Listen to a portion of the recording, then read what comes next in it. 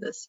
Now, retail, and I want to share with you some insights, particularly from Africa, not because we're in the African continent specifically, but this is the latest report coming from what we call the Global Retail Development Index. It is done by Kearney, one of the biggest consultancies in the world, on regular basis. What is shocking, honestly, is Egypt is the fastest growing. We moved 19 points in the grid in terms of development on these key parameters, and that is the sum of it. However, in the top 10, which is very impressive, are 3 African countries, so Egypt and Morocco and Ghana, and for a whole lot of different reasons, but there is a bigger theme. The bigger theme is that most developing countries are still, we only touch the surface, kind of. There's a lot of corruption, and this is a fact.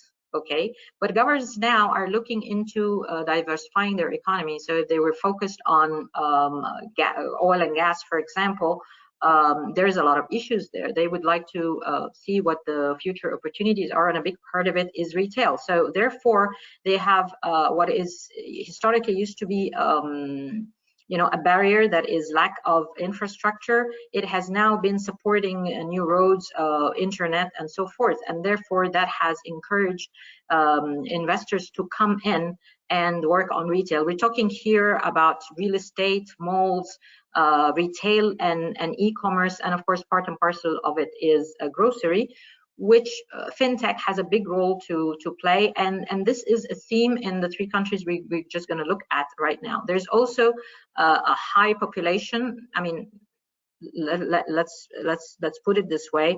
Nigeria, for example, is expected in 2050 to be the largest country in the world in terms of population. I mean, I don't know if this is good or bad, but it depends how fast can they grow their economy per se. There's also a level of urbanization that is happening very, very quickly. If you look at these, I mean, between maybe Lagos, Nairobi, and Accra, the rest of these cities, I actually don't know them very well, even though I've worked extensively in Africa.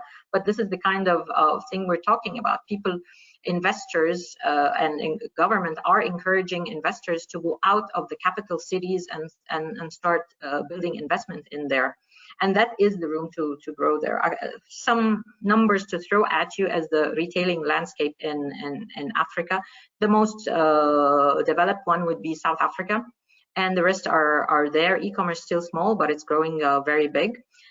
Smart devices penetration is not too bad, actually, and it is the main enabler for growth. So if you look at it in Sub-Sahara, and thanks to people like Vodacom, they have put in level entry smartphones out there with very low data bundles that have facilitated moving on the trade and the retail business.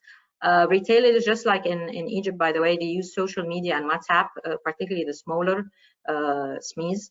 There is also a physical infrastructure. So when we say the third party, so you could still, if the model is I'm going to order from an app, but still that far end, I'm not going to be able to deliver to that part of rural area. So therefore, I will deliver to the nearest mom and pop's shop, kind of, and then the person would go and pick it up from there.